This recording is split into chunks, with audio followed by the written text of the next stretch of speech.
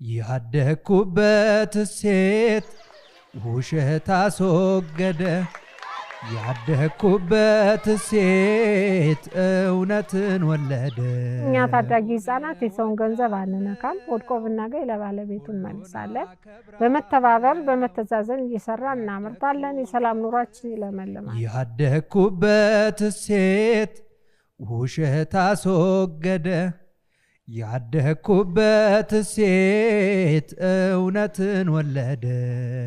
መፈከሯ የህፃናት ብቻም አይደለችም አጠቃላይ የማህበረሰቡ ቃል የገባንባት መፈከርና መጥፎ ስነ ምግባር ከውስጤ ጠፋና መልካም ስነ ምግባር ህይወቴን አጸና ያደኩበት ሁለት መልእክት አለው መፈከሩ አንደኛው ሀገራችን ኢትዮጵያ ማደግ ያማራት እድገቷን ያላገኘች ገና ህፃን ናት ተባብረን ተዛዝነን ከሰራን ዓለም ከደረሰችበት መድረስ ይቻላል ነው እኛ ታዳጊ ህፃናት የሰውን ገንዘብ አንነካም ወድቆ ብናገኝ ለባለቤቱን መልሳለን በመተባበር በመተዛዘን እየሰራን እናመርታለን የሰላም ኑሯችን ይለመልማል ያደኩበት ሴት ስርቆት አስወገደ ያደኩበት ሴት ትብብር ወለደ ሁለተኛው ደግሞ እንደ አውራምባ ማህበረሰብ ሰርተን ወይም በስጦታ ያገኘነው ነው የራሳችን ገንዘብ ብለን ምናምን ወድቆ ካገኘን የወገናችን ሲለፋ ኑሮ ወድቆበት ብለን አፈላልገን ለባለቤቱ እንመልሳለን ማለት ነው ባለቤቱን ካላገኘን ደግሞ ወደ 12 ኮሚቴዎች አሉን ከ12 ኮሚቴ አንዱ የወደቀ ገንዘብ ኮሚቴ ነው ለዚያ ኮሚቴ ማስረከባለን ኮሚቴውን መረጃዎችን ያሰባስባል ማን እንዳገኘ የት እንዳገኘው የቃውን አይነት አቅጣጫ ይዝና አፈላልጎ ፈርመው እንዲወስዱ ያደርጋል ማለት ነው መረጃዎችን በዚያ መንገድ ይይዛል ያደኩበት ሴት በሰላም እንድኖር ያደኩበት ሴት በአንድነት በፍቅር ያደኩበት ሴት ስርቆት አስወገደ ያደኩበት ሴት ትዝዝን ወለደ ያደኩበት ሴት ትብብር ወለደ አንድ ሳንቲም ቢሆን ያላግባብ ወገኖቻችን መውሰድ ወንጀል ነው ከወንጀልም አልፎ እርም መብላት ነው ብሎ ያምናል ይሄ ማህበረሰብና የሰው ገንዘብ የሰው መሆኑን ህፃናቱ ከወዲሁ ያወቁት ነው የሚሄዱ ወገኔን ከጎዳው ሀብቴና ጣዋለው እኔም እጎዳለው እና ህፃናት ማለት ደግሞ በትምህርት ቤቱም በቤተሰቡ ውይይቱም በተለያየ መንገድ እነዚህን እሴቶች እንዲማሩ ነው የምናደርገው እንማማራለን እና እነዚህ ደግሞ ምንድነው ህፃናት ማለት ነፃ ወረቀቶችም ስለሆኑ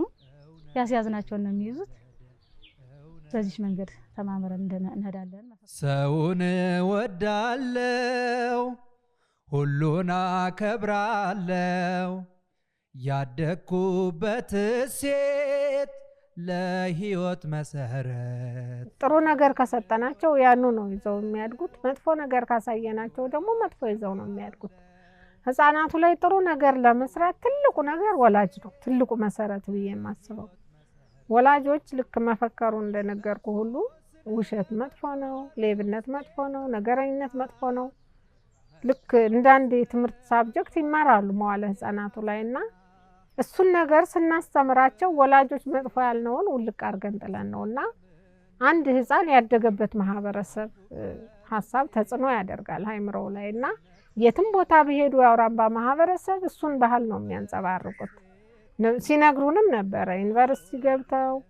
ተመርቀው ስራ ያዙ ልጆችም አሉ እዚህኛ ጋር አባል የሆኑ ልጆችም አሉ በየትኛውም ገጠመኛቸውን ሲነግሩን እቃ ወድቆ ሲያገኙ ልክ እዛች መዋለ ህፃናት የፈከሯት መፈከር ነው የሚያንጸባርቁት የማን ነው ብለው እንደውም ሲጠይቁ እንደሞኝነት የሚታዩበት ገጠመኝም እንዳለ ለምንድነው ካገኘ ወደ ኪስ እንጂ ለምን ያሉ ጓደኞቻቸው ጋር የሚከራከሩበት ለምን ያለፈውበት ገንዘብ እኮ የኔ አይደለም የኔ ንብረት ጠፍቶኝ ቢመልሱልኝ ደስታ እንዳለኝ ሁሉ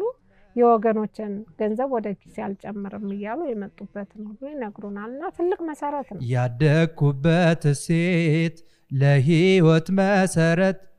ያደኩበት ሴት ውሸት አስወገደ